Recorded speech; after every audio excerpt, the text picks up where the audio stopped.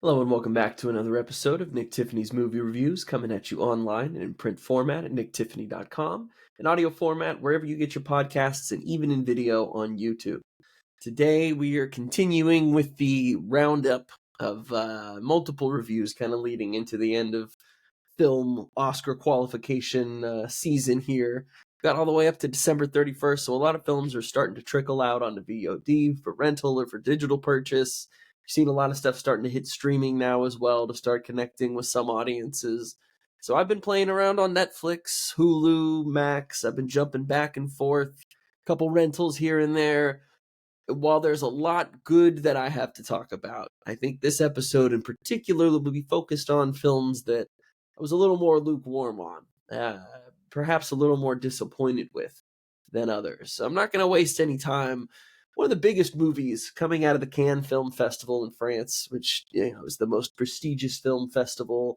If you win the Palme d'Or, then you're practically guaranteed a spot in most critics' end of year wrap ups. Everyone's going to vie to see your film for one reason or for another. And Megalopolis was no different, directed by Francis Ford Coppola, who was in his mid 80s when he shot this. This is a very personal and a passion project for Francis. This is a far cry from The Godfather and Apocalypse Now.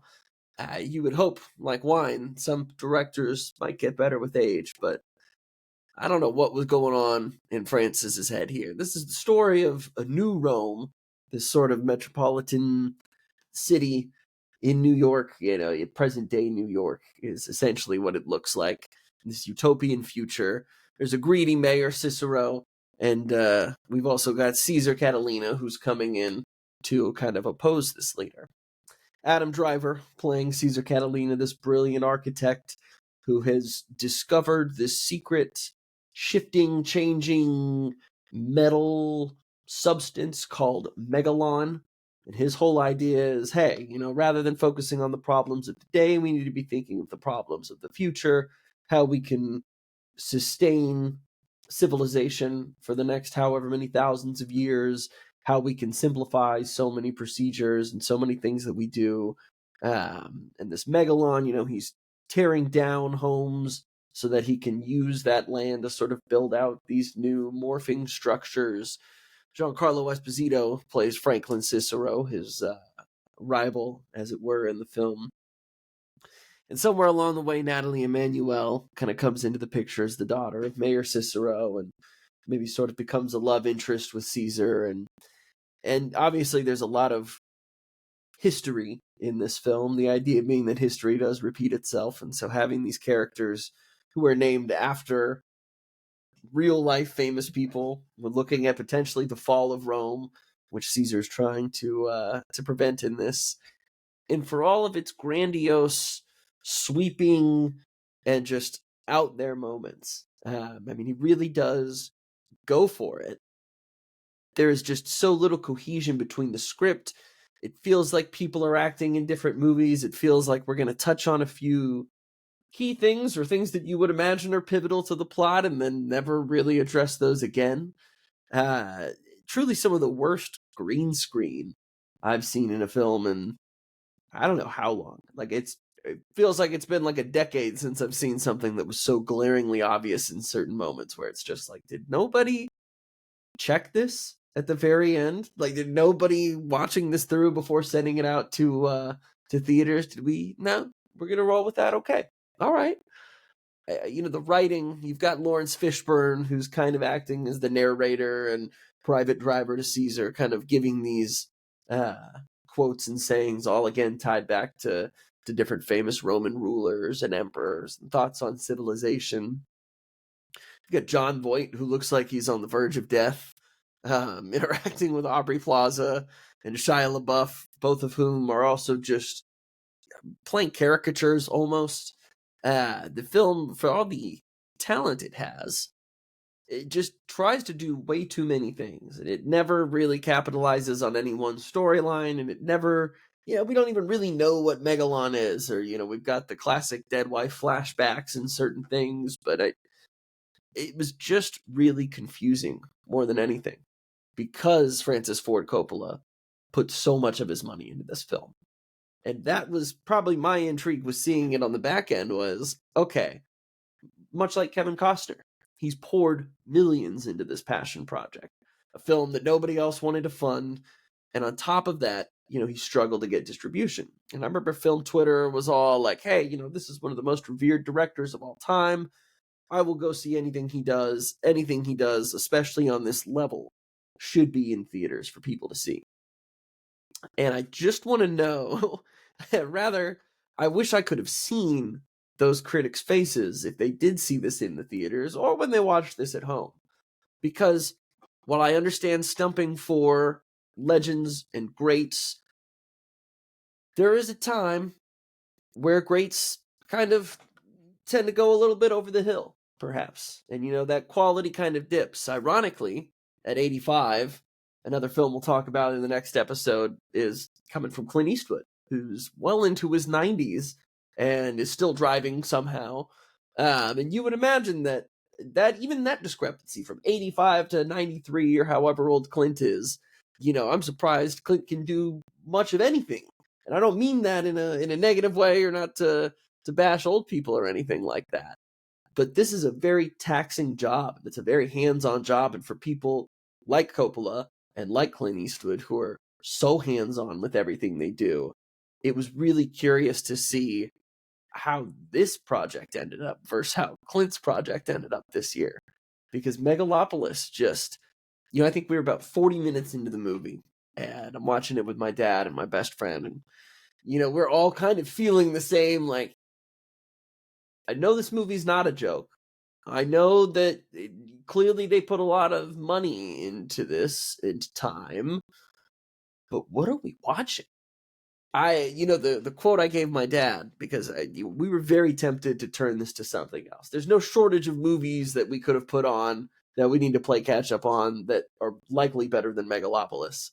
But as I told my dad, as a film critic or as someone who is going to critique something, until you have actually watched it, you can't get online and blast it and just totally shit on it and everything. I'm like, if we're going to give an authentic bad review about this movie because it's pretty bad, you gotta watch the whole thing. So we gutted it out, and it's almost like driving sometimes where it's better to not have the navigation up because you see that timer and you're like, all right, we still have an hour and a half. There's still an hour and 10 minutes left.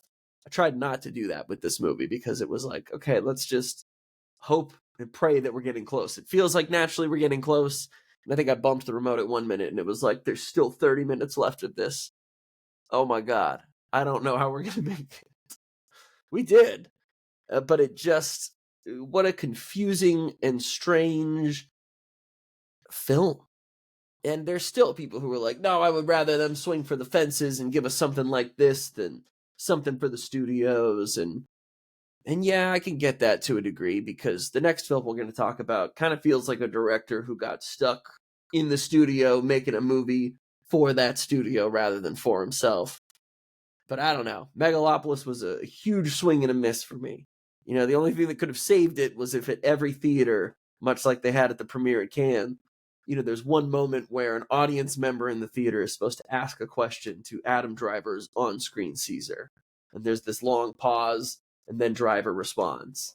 And so in that version, there was no audio so that someone could ask. And in most versions, someone just asks him a question. But you can tell in the way that the film is framing that shot that, yes, he's supposed to be this big figure talking to us. And they would have hoped that someone in the audience could have asked that. But Adam Driver, I'm trying to figure out. He can do dramatic well sometimes, but I don't know what his role is. He needs to stop playing Italians. I think he needs to move away from accents, truthfully. But I'm just trying to figure out what his niche is. I'm like, I don't know what to do with him. I'm open to suggestions because I'm trying to figure, I don't know if he's a leading man like Hollywood is trying to push him as. And no disrespect to Adam Driver, but I'm waiting for the role that he just really sinks his teeth into and turns out something different there. But in talking about a director who, now this is his second film for a studio, I want to talk about Rebel Ridge.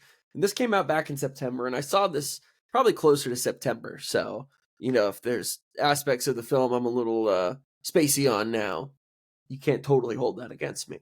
Netflix release, Jeremy Saulnier, who came onto the scene pretty hot in 2013 with a film called Blue Ruin.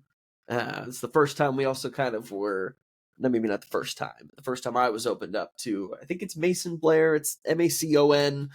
I always read it as Macon, but I'm sure it's Mason. Great thriller.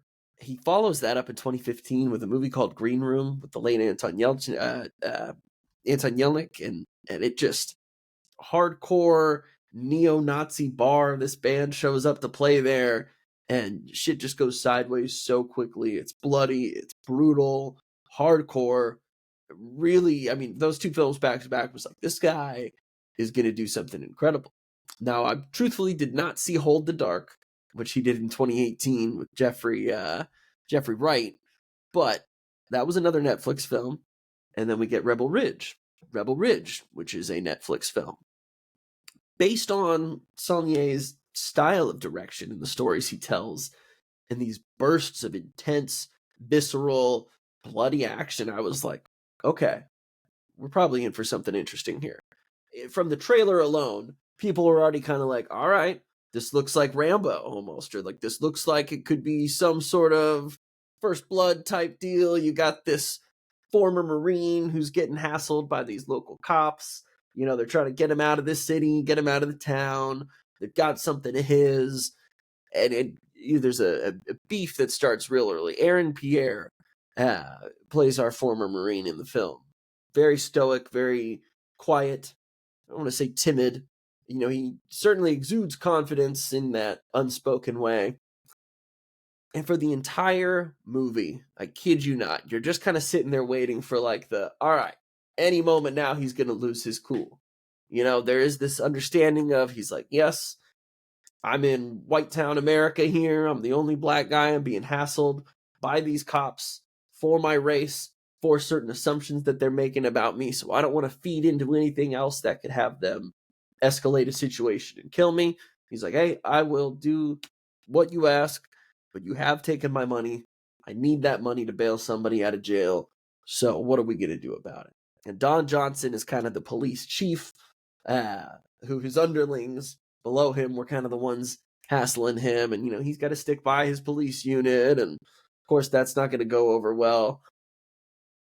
And for like 90 some minutes, for a 2-hour movie, for 90 minutes, it felt like, okay, we're building.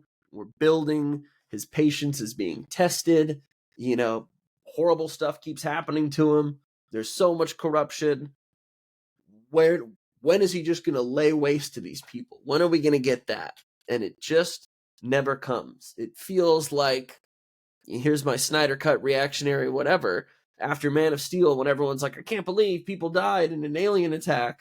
And that's just it. People are dead and there's tons of damage. They're like, oh my goodness, like, how can a director allow that? How can someone allow this in a fantasy story?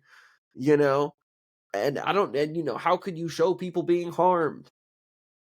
And to those people, I don't know what to tell you, because again, you live in that fantasy land perhaps. And so if you don't want to see fantasy people being hurt, I guess I can understand that. But Rebel Ridge, I'm just like, dude, you're finding every way to incapacitate people without killing them in a far less in a more non-lethal way than Batman would. When you think of Batman choking people out, any Batman video game where you're like, surely he's broken this dude's spine, you're like, give me something. You don't have to kill these guys, I guess. If you don't want to kill because they're cops, whatever the reason is, sure. But make it interesting, or make it different, make it engaging, give us some sort of stakes that feel like our guy can either get hurt and potentially die, or that these cops are more formidable than they are. And it's just not quite Looney Tunes, but it's like, all right, how can I creatively incapacitate some of these people without killing them and keeping myself clean? I don't know. The movie went a whole lot of nowhere for me, unfortunately, which is a bummer, because I think the premise was interesting enough. I think they really could have done something great with it, but there was just this We're going to take the foot off the pedal and we're going to coast. And we don't need to indulge in something that's over the top. And I think because of that, the film kind of suffers. And maybe that's hey, everyone's talking about Rambo and First Blood, and you're expecting something badass or him trekking through the woods, taking people out one by one. I don't even need that. I need something engaging, something enjoyable. And so Rebel Ridge, unfortunately for me, was just too much of a slow burn that never really amounted to anything. Unfortunately, I'm glad Aaron Pierre got the role for Jon Stewart in the Green Lantern TV show on Max. That's going to be interesting to see. I'm not too familiar with him as an actor, truthfully. Physique wise, sure, he could totally play Green Lantern. I'm interested to see where he goes emotionally with the role and just how they kind of flesh out that character. But Rebel Ridge is on Netflix. If that's something up your alley, definitely give it a look. But Jeremy Saulnier, he's got some better films. He's got some more films that will sit with you in a way that I've already until I brought up Rebel Ridge on IMDb earlier today. It was like, yeah, I remember that movie. There's nothing special about it, unfortunately, but I'm like, I'm going to talk about it because I'm sure people have seen it pop up. And, kind of sticking with the Netflix train, there was another film that I missed at the Vancouver International Film Festival. And it's kind of played a whole bunch of the circuits. Emilia Perez from Jacques Audiard. And this film I really didn't know much about other than the fact that it was kind of like a crime musical thriller. That's the basis of what I know. Zoe Saldana's in the film, and that's about it. It was one of those going into another festival circuit. It was kind of like, okay, there's chatter around this. It's played a bunch of festivals. People have said, for better, for worse, maybe there's comparisons in the way that Megalopolis just really goes for broke and just tries so many things. And maybe not all of them work, but it's fascinating to watch the final project. I will tell you, Emilia Perez was a billion times more interesting to watch than Megalopolis. If I still, though, felt that it also had certain characteristics that I think could have been cleaned up. I think that for the story they are telling, and the story of Emilia Perez, it takes place in Mexico. It centers around 4 different women. Zoe Saldana is a lawyer, kind of underappreciated. People don't necessarily believe in her. This cartel boss reaches out to her, essentially to perform a duty for him at the time. And what you realize is this boss, played by Carla Sofia Gascon, he wants to become a woman. And obviously for anybody, that is a huge task. It's a huge realization. And for someone in the cartel world, I'm sure that is especially dangerous or especially different for some of the people you might be working with. And essentially, Zoe Saldana's character is going to help fake a death, find a doctor who can kind of help with the surgery, and create a new life for the now Emilia Perez. And you'd hope it was just that easy until it's just like any story with the cartel. You try to get out, there's always something either pulling you back, or there's always something you got to go back for. Or, you've got Selena Gomez, who is the wife of the now Emilia Perez, who thinks that her husband is dead. But you have this interesting, Emilia is still kind of around these people, knows who they all are, nobody knows who she is. I think at its core, it's a very fascinating story. I think a lot of it is told really well emotionally.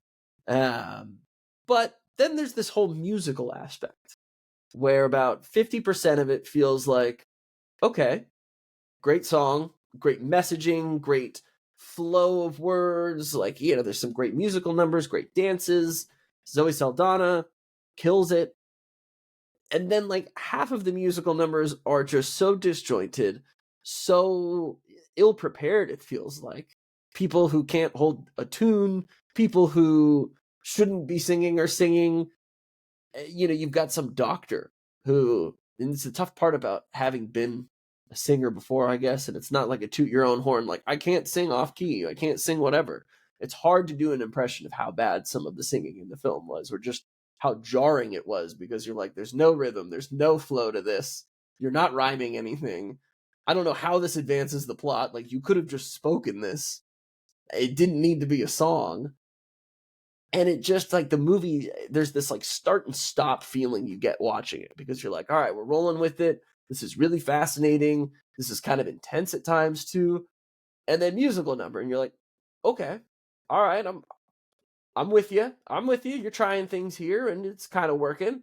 And then you're back into it, and the story continues along, and it's fairly engaging still, and it's an interesting exploration, certainly, of what it might be like to be trans, to be back into the world you knew, but nobody knows who you are and what you're hearing and what you're seeing, because people think that you're no longer there.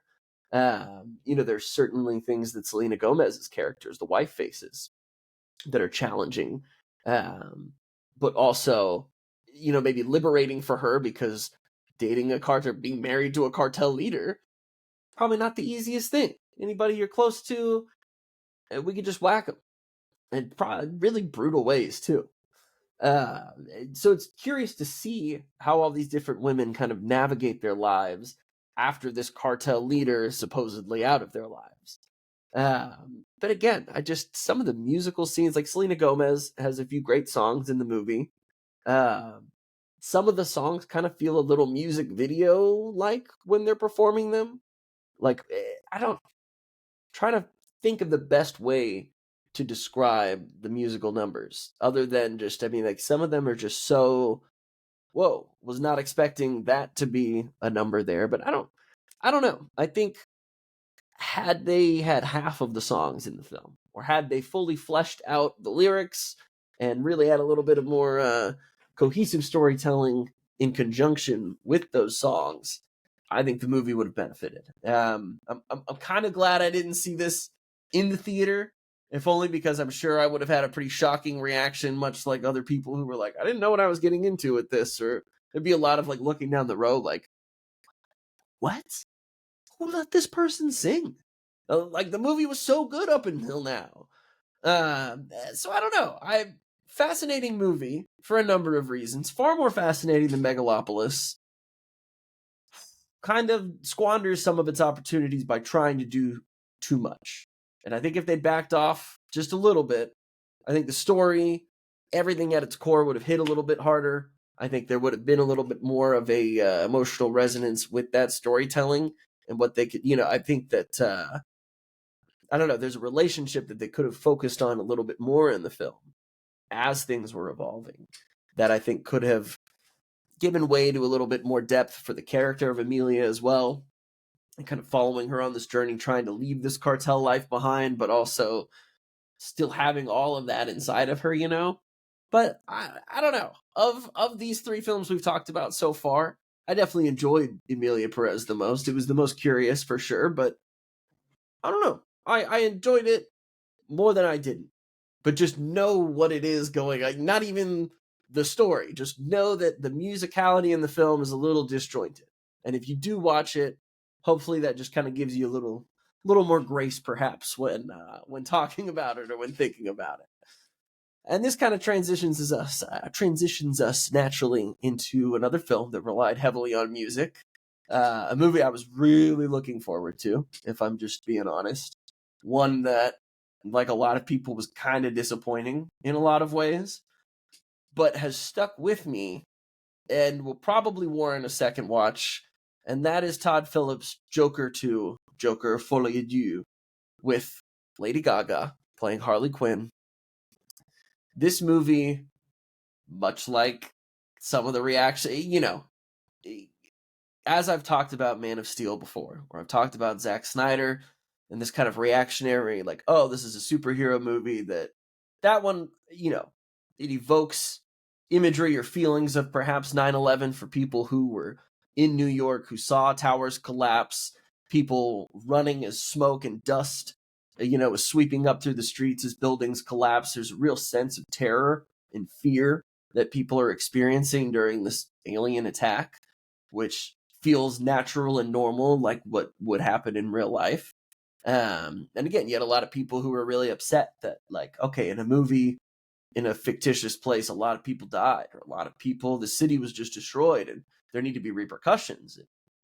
Batman's got to pay for this. Like, the Avengers were kind of making jokes about it afterwards, because it was like, okay, I guess people do kind of care if people die in a comic book movie. They're like, I don't know when this happened, but like there was like, all right, comic book people, you can't kill anybody in a movie anymore. Which, if you watch earlier comic book films, you're like, nah, people are getting killed all the time, and they're bad people. And there's just this weird sentiment nowadays, maybe, where you're like, hey, like, you can't kill the terrorist. You can't kill that guy who just, like, murdered a family.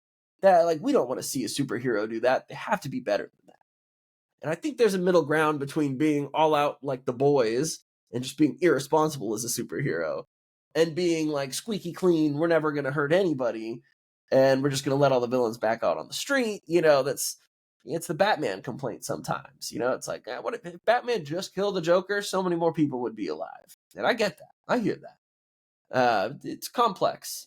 So moving into Joker Folie Deux, there were so many criticisms of the first Joker, because I think a lot of people, I don't want to say necessarily in a particular camp or political outfit or whatever, there were a lot of people who felt really uneasy watching the movie because they felt like how it dealt with mental illness, how it dealt with how our healthcare system, here's a topical conversation there, how our healthcare system deals with people who are struggling with mental illness, who are struggling with health issues. And in that first Joker, we see what unfortunately feels like reality, though, which is a lot of people aren't getting the care that they likely need. Or there's too many people, there's too much to deal with, it's too much of a hassle to, people aren't being paid enough to deal with some of these people. It's a huge issue that we see in that Gotham City, in a city that's riddled with crime, that's riddled with desperation, where people are losing hope. And you watch Joaquin Phoenix, who for all intents and purposes is trying to be a good person, who's trying to put on a smile regardless of all the shittiness that's happening around him. A mother who's kind of ashamed of him or speaks poorly of him, doesn't believe he's going to amount to anything, coworkers who think he's a joke, the world that looks at him like a joke. And, he finds these small moments of joy living in another world, living in a land of TV, living as a comedian, living as someone who can sing and dance and put on this big show and has this bravado. Because that's who we think of when we think of Joker. We think of this character who is confident. We think of this character who is unpredictable as well. And at any moment might snap and kill somebody, or might pull an Adrian Brody and kiss Halle Berry at an award show. There's no telling what Joker's going to do.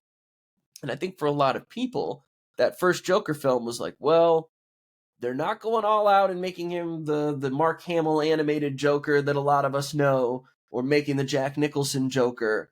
This really is kind of an origin story. And more than that, though, I think from the beginning, Todd Phillips and them, they kind of explained. They're like, yes, technically we are using the name of the character and we are using likenesses of this world, but we're really telling kind of a universal story about what happens to people when society and everyone else around them kind of continue to beat them down. And this is no way me condoning what Joaquin Phoenix does in the first film, the people that he kills, but it sparked a lot of conversation in the film community and outside of the film community about, is this film irresponsible? Because basically it's saying that, hey, because the world was so horrible to you, it justifies that you killed this person. I don't necessarily think the movie was condoning that, but again, I think it taps into that more realistic side of DC Comics that I think has always appealed to me personally. Less fantastical than some of the other comic books, but it really looks at issues that are afflicting people in our country and all over the world. And it shines an uncomfortable spotlight on a lot of people's realities. And I think it's really easy to watch the film, not quite from an ivory tower, but not having dealt with a lot of issues like Joaquin Phoenix's character has, or other people in the movie. And it's easy to say that, like, oh, come on, like, you don't have to kill somebody, though. Like, you can take it, or you can make lemons out of lemonade. And sure, that's easy to say. But the reaction to Joker was just, it made over $1 billion. People were real worried that people are going to go out in the streets and they're going to scream anarchy and they're going to light things on fire as a result of this movie. From the sentiment of this movie, people are going to go out into the real world and riot and loot, spray paint, do whatever. And I want to say this was like 2019 when the movie came out. And obviously that did not happen as a result of this movie necessarily. Not that those things haven't happened in the last however many years, but those are not linked to this film. So Joker Folie Deux almost feels like, and a lot of people have kind of said this, almost a middle finger from director Todd Phillips and writer Scott Silver. This idea that, okay, every criticism that you tried to draw about Joker and where you think we're going to be going with this character, it's almost like we're going to flip that on its head. And so Joaquin Phoenix's Joker here in this film, still playing Arthur Fleck, does not see himself as this murderous, awful person. The world in Gotham and the people in Gotham there certainly have rallied around what he's done, screaming injustice in the streets, acting out against police, all sorts of stuff like that. And this court case has kind of been pended out, and so it's kind of where it's where we're taking off essentially in this story, is following up on the court case years after Joker has killed these people in the first film. So part courthouse drama, but much like Emilia Perez, though, then comes this musical aspect. And after they brought Lady Gaga into the fold, and it was like, hey, she's going to play Harley Quinn, I thought, hey, that's a great casting right there. I think Lady Gaga has the chops to do pretty much anything she puts her mind to, and she does it exceptionally well, like she does in this film. But with Lady Gaga comes the power of her voice as well. And then it was revealed, hey, Joker Folie Deux is going to be kind of a musical. And it's going to have these musical numbers, but they're like, it's not a musical. But Joker can't effectively say what he's feeling. And so he's going to sing it. And he's going to use songs that exist to kind of tell this story and to kind of clue us into what his mental looks like and how he perceives the world around him as these things are going on. And so there are more than a few songs in this film that, like Emilia Perez, kind of feel a little out of place or just feel like, I was kind of invested in the story, and then now we're just hitting the brakes again, and it's just kind of like, okay, I'm going to watch this, I'm going to listen to this, I'm going to absorb this. Do I think it needed to be a musical? No. Do I think that they could have used 3 or 4 musical songs or even done a few numbers? Totally.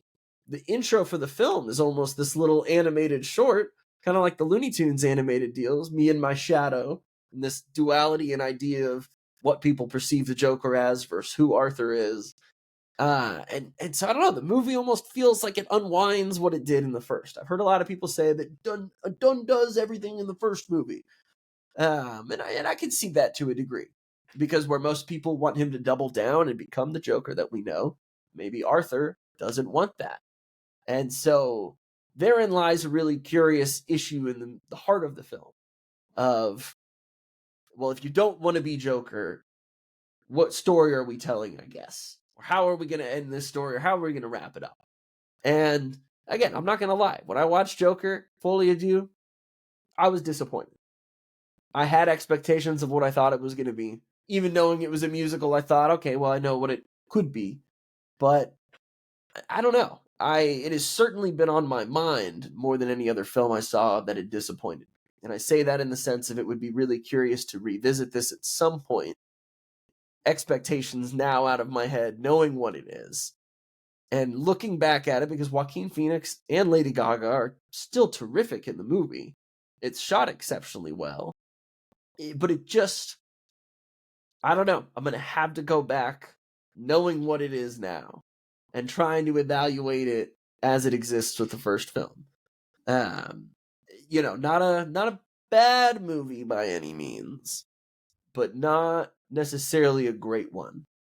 Yeah, just one that I'm really kind of struggling with, because I am also, again, I'm of the mind that it doesn't need to be popcorn entertainment, comic book movie, and Quentin Tarantino and some other directors have kind of come out and said the same about the film, where they're like, hey, this is an FU to all the comic book fans who just want to be spoon-fed bright visuals and easy stories and quippy one-liners. Not that this is necessarily a thinking man's comic book film either, but it's just different. And a lot of people are like, you didn't even need to use the character Joker or DC to make this movie if you just wanted to tell this kind of story. And I hear that. I hear that. It's almost like a what if. This could be like an Elseworlds what if story for DC. Like, what if the Joker was just this average guy in the first movie, and then the second one's kind of like, what if Joker didn't really want to be Joker? What then? But everybody else wants him to be. That's where the movie is kind of curious for me. There's like intrigue there for me in the story. But it wasn't quite enough to really sustain for the length of the film, I think. But there you have it. Those are kind of four lukewarm reviews right there for you. Again, I was telling a coworker who was kind of inquiring about some of my movie review, and I was like, back in high school, when I started doing this, they used to call me old 4-star because I liked everything that I saw. I loved all the movies I went to. And I think that was a huge part of it, was this just cool feeling of always being at the movies and getting to talk about so many different films. And I would hope since then I've been a little more refined in my criticisms, or able to separate, like, yes, still entertaining and could be enjoyable, but I'm not going to be giving it the benefit of the doubt that I might have used to. And so for that, just know I'm trying to be genuine with these. Other than Megalopolis, I didn't outright hate any of these, really. And I didn't even hate Megalopolis. I just really tried my patience. But there's 4 for you to start. I'm going to come back with another batch of 4. We're going to talk about some things that I definitely was very fond of, which I'm very much looking forward to. But thank you again for listening. As always, you can find us online, YouTube, Spotify, Apple Podcasts. You can find us everywhere at NT Movie Reviews. Thank you again, as always, for listening, and we'll see you next time.